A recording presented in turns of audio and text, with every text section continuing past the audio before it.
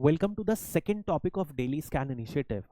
एक बहुत ही छोटा सा और टेक्निकल टॉपिक है ये, दैट इज 81 बॉन्ड्स। इसके बारे में अपन अभी पढ़ेंगे। अब सबसे पहले ये पढ़ेंगे ये न्यूज़ में क्यों है, then we will study about 81 bond होता क्या है, क्या ये इंडिया से रिलेटेड है, इनके क्राइसिस के बारे में पढ़ेंगे और अभी इंडिया में इसकी क्या सिचुएशन है। बहुत ही टेक्निकल टॉपिक है, तो इसको बहुत ही अपन डेप्थ में नहीं जाएंगे क्योंकि यूपीएससी इतने डेप्थ में इन टॉपिक्स को नहीं पूछता, but will come to know exactly क्या ये होता है। तो रिसेंटली क्या हुआ था, एक स्विट्जरलैंड का मेजर बैंक क्रेडिट सूज जो था वो कोलैप्स हो गया था और उसको यूबीएस ने टेक ओवर कर लिया था। अब इस टेक ओवर के बाद this was one of the major banks of Switzerland जो कोलैप्स हुआ था। इस टेक ओवर के बाद पहली बार ऐसा हुआ है कि यूबीएस ने फंड रेस करने की एक पर्टिकुलर टाइप की बॉन्ड रेस की है, that is known as AT1 bond. This is known as additional tier 1 bonds. क्या होता है ये 81 बॉन्ड्स, अब अपन समझते हैं। अब नॉर्मली यदि ये एक बॉन्ड होता है तो इसमें लिखा रहता है प्रिंसिपल कितना अमाउंट का है, तो लेट अस से प्रिंसिपल अपन ने दिया 100 रुपए। उसके बाद यहां पर लिखा रहता है रेट ऑफ इंटरेस्ट और लिखा रहता है टाइम। तो लेट अस से रेट ऑफ इंटरेस्ट है 10% और टाइम है 2 इयर्स। ये किसी भी बॉन्ड में लिखा रहता है, बट 81 बॉन्ड थोड़ा सा अलग होता है। यहां पर क्या होता है, प्रिंसिपल लिखा रहेगा जितना भी है, इंटरेस्ट वेरी करता है और टाइम नहीं लिखा रहता है। क्यों नहीं लिखा रहता है, क्योंकि ये एक परपेचुअल डेट बॉन्ड है। परपेचुअल मतलब कोई भी टाइम पीरियड नहीं होता है। सो फॉर एग्जांपल यदि एसबीआई ने ये 100 रुपए का बॉन्ड इशू किया 81 बॉन्ड, तो इस बॉन्ड को एसबीआई लाइफ टाइम तक जब तक चाहे वो इंटरेस्ट देते रहेगा और जो प्रिंसिपल है 100 रुपए वो कभी भी वापस नहीं करेगा। दे हैव टू पे the interest for life long. जब तक इंडिविजुअल जो ओनर है उसके हाथ में ये डेट इंस्ट्रूमेंट है, उसे जिंदगी भर एसबीआई को इंटरेस्ट देते रहना है और प्रिंसिपल जो 100 रुपए है वो कभी भी एसबीआई वापस नहीं करेगा। This is about 81 bonds. मतलब कि इसमें नो मैच्योरिटी डेट होती है और प्रिंसिपल लौटाने की जरूरत नहीं होती है। अब इसमें एक कॉल ऑप्शन भी होता है। कॉल ऑप्शन मतलब क्या होता है, सिंपल, यदि आज एसबीआई को पैसे की जरूरत है तो उसने 81 बॉन्ड से पैसा ले लिया, बट फ्यूचर में उसे लग रहा है कि भैया ये तो बहुत महंगा पड़ रहा है, 100 रुपए था, उस 100 रुपए के करस्पॉन्डिंग मैं इतने सालों से 20-20 रुपए इंटरेस्ट दे रहा हूं, मैं ऑलरेडी 500 रुपए दे चुका हूं।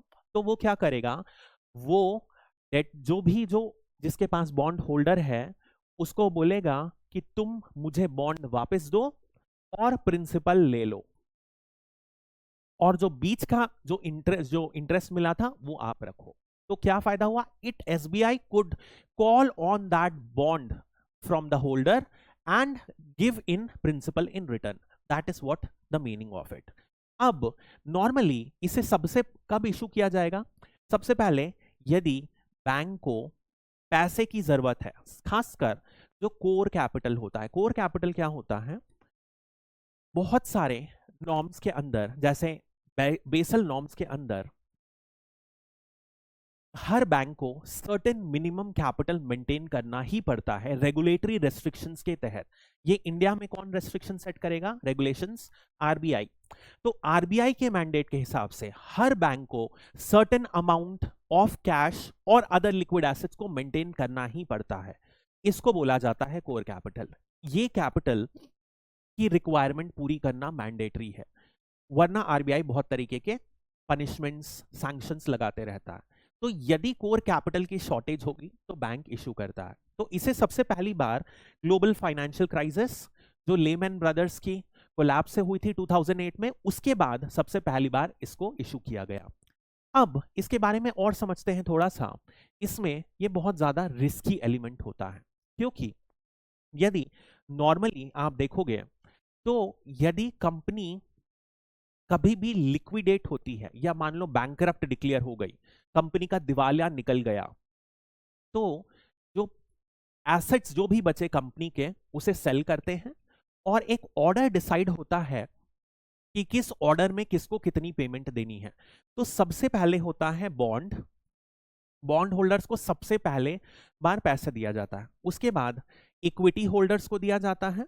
इक्विटी होल्डर्स मतलब कि शेयर्स, शेयर ओनर एक तरीके से आप कंपनी का कुछ पार्ट ओन करते हो। तो यदि मेरे पास 5% ऑफ कोई कंपनी की ओनरशिप है, 5% ऑफ एक्स है, तो मैं एक्स कंपनी का 5% ओनर हूं। This is the meaning of share. अब इस ऑर्डर में पेमेंट, और बॉन्ड होता है डेट, मतलब कि मैं आपसे उधार में पैसा लिया हूं। तो यदि कंपनी लिक्विडेट होती है, सबसे पहले बॉन्ड होल्डर्स को पैसा मिलेगा, उसके बाद इक्विटी, इसके बाद आता है 81 बॉन्ड। मतलब कि यदि कंपनी खराब स्थिति में है तो 81 बॉन्ड वालों को आखिरी में पैसा मिलेगा, सब कुछ होने के बाद, शेयर होल्डर्स के भी बाद। ये एक जनरल इशू है। अब इसमें बहुत सारे इक्विटी लाइक फीचर्स हैं। जैसे मान लो मैं कंपनी का ओनर हूं और मेरी कंपनी में एक साल लॉस हुआ, तो मैं क्या करूंगा, मैं अपनी सैलरी को फोरगो कर दूंगा। ठीक है, that is what I will do. ऐसा ही कुछ इसमें होता है। तो यदि बैंक लॉस में जा रहा है तो क्या करेगा वो, इट इज परमिटेड फॉर, जो इंटरेस्ट पेमेंट मिलना था वो कम मिलेगा, या हो सकता है ना ही दिया जाए। This is the meaning of equity like features. Second, यदि बहुत ही एक्सट्रीम सिचुएशन आ गई तो 81 में यह भी परमिटेड होता है कि जो बैंक है वो उसे राइट ऑफ कर दे। राइट ऑफ का मतलब क्या होगा कि बैंक ने बोल दिया अब ये हमारा जो बॉन्ड है वो खत्म, हम आपको अब फ्यूचर में कोई भी पैसा नहीं देंगे, नहीं देंगे, पैसा भी नहीं देंगे, प्रिंसिपल भी नहीं देंगे। मतलब कि सारी की सारी जो पैसा था और हमारी लायबिलिटीज थी वो खत्म। इसीलिए इसे सबसे ज्यादा रिस्की इन्वेस्टमेंट ऑपरेटर्स माना जाता है। ठीक है, अब कोई भी चीज रिस्की है और इन्वेस्टर्स को उससे पैसा लेना है तो क्या होगा, उसका जो रेट ऑफ रिटर्न है उसे ज्यादा होना पड़ेगा। इसलिए ट्रेडिशनली 81 बॉन्ड्स का बाकी सारे बॉन्ड होल्डर्स से, जितने भी अदर टाइप्स के बॉन्ड है, उनसे इंटरेस्ट रेट ज्यादा होता है। That is the basics. अब यदि अपन समझते हैं इंडिया में 81 बॉन्ड कंट्रोवर्सी क्या है और क्यों चल रहा है, तो 2020 में यस बैंक ऑलमोस्ट कोलैप्स होने की राह पर था। तो आरबीआई ने क्या किया, बहुत सारी रेस्ट्रिक्शंस लगाई यस बैंक के ऊपर, और उसी समय उन्होंने इस रेस्ट्रिक्शंस के बहुत सारे रेस्ट्रिक्शंस लगाए क्योंकि इनके पास एडिक्वेट बैलेंस नहीं था। अब उसी समय एक निर्णय लिया गया कि जितनी भी 81 बॉन्ड्स यस बैंक ने इशू किया था उसे सब कुछ राइट ऑफ किया जाएगा। तो क्लोज टू 9,000 करोड़ की 81 बॉन्ड्स इशूड थी, सारे के सारे खत्म, एक बार में खत्म, नो प्रिंसिपल नो इंटरेस्ट। अब एक बात बताओ, जिसने इन्वेस्टर ने पैसा लगाया होगा, अचानक से पैसा डूब गया, वो कंप्लेन करेंगे, बिल्कुल कंप्लेन करेंगे। कहाँ कंप्लेन करेंगे, कोर्ट में जाएंगे। तो ऐसा ही हुआ, इंडिया में भी में चले गए, कोर्ट में चले गए। तो सबसे पहले बॉम्बे हाई कोर्ट में गए, उसने इस जजमेंट को खारिज कर दिया कि भैया जो 9,000 करोड़ है जो इन्वेस्टर का, उनको वापस दो। फिर अभी ये सुप्रीम कोर्ट में अपील चल रही है, फाइनेंस मिनिस्ट्री ने अपील किया है कि नहीं ये ऐसा ही होता है, रूल्स एंड रेगुलेशंस के अकॉर्डिंग है। अब एक कोर्ट बैटल में फंसे हुए हैं। This is about 81 bond. अब इसी में सेबी ने एक ऑर्डर निकाला है जिसमें भी कैलकुलेशन, जो वैल्यू, नेट एसेट वैल्यू जो कंप्यूट करते हैं, उसमें पहले 100 साल की जगह 5 से 10 साल का वैल्यू कैलकुलेट करते थे 81 बॉन्ड की। अभी इसे बढ़ाकर 100 साल का कर दिया है। अब इसमें होता क्या है, यदि आप टेन्योर इतना ज्यादा बड़ा कर दो, इससे होगा क्या, यदि even slightest of interest rate में चेंज आया, मान लो 8% से 9% आया, या इवन 0.5% चेंज आया, तो 100 साल में जो वैल्यू होगी प्रिंसिपल की बहुत वेरी कर जाएगी। इस वजह से क्या माना जा रहा है, इस रूल की वजह से माना जा रहा था 81 बॉन्ड्स की वैल्यू डिक्लाइन हो जाएगी, इनको प्रिफर कम से कम किया जाएगा। ठीक है, दैट वाज एक्सपेक्टेड। हालांकि इंडिया में ऐसा हुआ नहीं। तो यदि अपन प्रेजेंट 81 मार्केट देखें तो क्या होगा, सबसे पहले अपन बैंकिंग सेक्टर को देखें, लगातार आरबीआई की रिपोर्ट देखें तो बैंकिंग सेक्टर बहुत ही ज्यादा रिजिलियंट स्थिति में है। जो नॉन प्रॉफिटेबल एसेट्स होते हैं वो लगातार डिक्लाइन हो रहे हैं, including those of PSBs, public sector banks. तो यदि बैंक की फाइनेंशियल कंडीशन अच्छी होती है तो उनका कोलैप्स होने की चांस कम होगी एंड देयरफॉर जो रिस्क रहेगा वो कम होगा। तो जब फेलियर की रिस्क है ही नहीं तो क्या 81 बॉन्ड की डिमांड बढ़ेगी? और इस वजह से देखा जा रहा है कि अच्छी खासी डिमांड है, बहुत ज्यादा डिक्लाइन नहीं हुई। इवन जब यूरोप में क्रेडिट सूज बैंक फेल हो गया उसके बाद भी इंडियन बैंकिंग सेक्टर के जो 81 बॉन्ड्स है अच्छे खासी बिक्री हुई है। ठीक है, दैट इज अ इशू। अब इसी में यदि अपन देखें तो 2021 में in fact an all time high, ये अभी तक का सबसे हाईएस्ट 81 बॉन्ड का इशू था। 2022 में थोड़ा सा डिक्लाइन हुआ है लेकिन फिर भी हेल्दी इन्वायरमेंट है। अब इनफैक्ट यदि आप देखोगे तो एसबीआई ने अभी ही 2 महीने पहले 3 महीने पहले 81 बॉन्ड इशू की है, बहुत कम इंटरेस्ट रेट में, 8% कोई बहुत बड़ा नहीं है। और पंजाब नेशनल बैंक में उससे थोड़ा सा हायर रेट ऑफ इंटरेस्ट में इशू की है। ऐसा क्यों हुआ?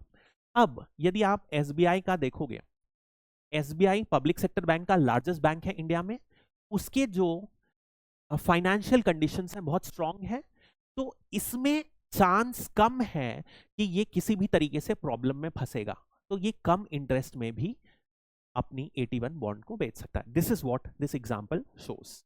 इसी में आप देखोगे अब कौन से फैक्टर्स इंफ्लुएंस करते हैं 81 बॉन्ड्स की रेट को और सेलिंग को। अब यदि मान लो एफडी की रेट ऑफ रिटर्न चल रही है 8% और 81 बॉन्ड का चल रहा है 9% या लेट अस से 8.5%, तो ये भैया रिस्की भी है, तो मैं फिर क्यों 81 में लगाऊं, मैं सीधा एफडी में लगा दूंगा एज एन इन्वेस्टर।